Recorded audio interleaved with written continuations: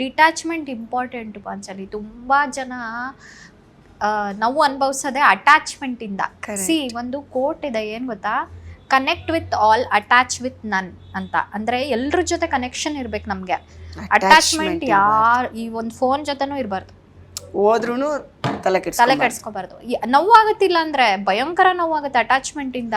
ಒಂದು ನೆಕ್ಸ್ಟ್ ಇನ್ನೊಂದೇನಂತಂದ್ರೆ ನನ್ಗೆ ಅನ್ಸೋದು ಯಾವಾಗ್ಲೂ, ನಮ್ಮಮ್ಮ ನನ್ಗೆ ಎಷ್ಟೆಲ್ಲ ಮಾಡಿದ್ದಾರೆ. ಸೀರಿಯಸ್ಲಿ ನಾನು ಹೇಳ್ತೀನಿ, ನಂಗೆ ಕಾಲ್ ಫ್ರ್ಯಾಕ್ಚರ್ ಆಗಿತ್ತು.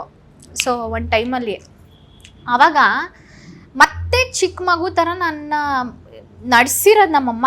2 ಸತಿ ನಡೆಯೋಕೆ ಹೇಳ್ಕೊಟ್ಟಿರೋದು ಲೈಫಲ್ಲಿ. ಮತ್ತು ಬರೀ ಚಿಕ್ಕ ಮಗು ಇರಬೇಕಾದ್ರೆ ನನಗೆ ಡೈಪರ್ ಹಾಕಿ ಕ್ಲೀನ್ ಮಾಡಿರೋದು ಅದೊಂದೇ ಅಲ್ಲ, ಈ ಥರ ಕಾಲು ಏಟಾಗಿರ್ಬೇಕಾದ್ರೂ 3 ತಿಂಗಳು ಬೆಡ್ ರೆಸ್ಟಲ್ಲಿ ಇದ್ದೆ ನಾನು. ಅವಾಗ ನಾನು ದೊಡ್ಡ ಹುಡುಗಿ, ಆವಾಗ ಆ ಥರ ನನಗೆ ಸೇವೆ ಮಾಡಬೇಕಂದ್ರೆ ಅಲ್ವಾ.